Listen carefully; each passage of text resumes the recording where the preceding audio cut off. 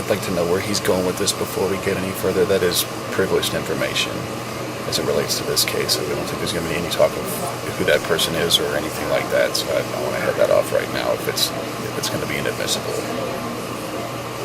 I don't know who it is, and I don't think I'm entitled to know, but it's an unknown that rises and falls. Their case rises and falls upon a confidential informant, and does everyone understand that that informant most likely has something to gain by trying to cooperate with police? There is going to be no testimony about a confidential informant. Again, it's privileged information.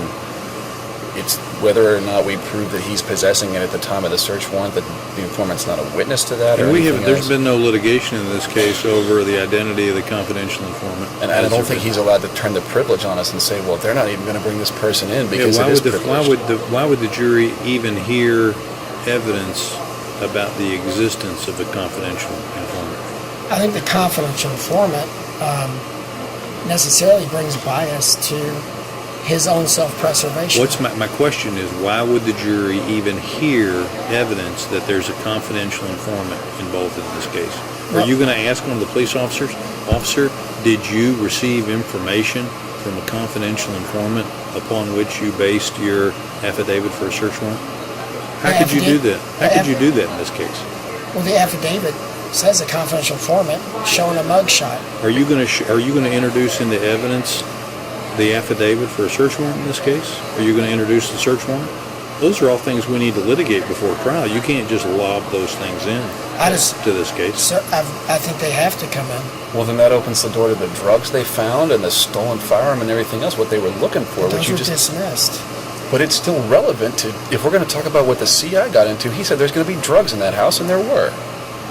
If we're going to make this about the credibility of the CI, first of all, it's hearsay. It doesn't come in.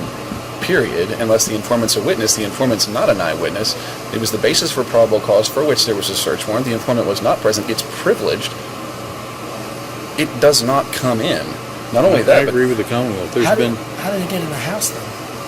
It was a search warrant. That's all the testimony that should be elicited. Everything else is hearsay. And we're not going to dig behind the search warrant what the basis was. I mean, if we needed to do that, we should have litigated that before we brought the jury. Okay, well, I just think that there's going to be a problem that the affidavit for the search warrant comes in and it says the confidential informant. The affidavit is not admissible. There's no reason in the world that this affidavit, in this case, comes before this jury on this charge. Okay, I'm going to go. Objection sustained.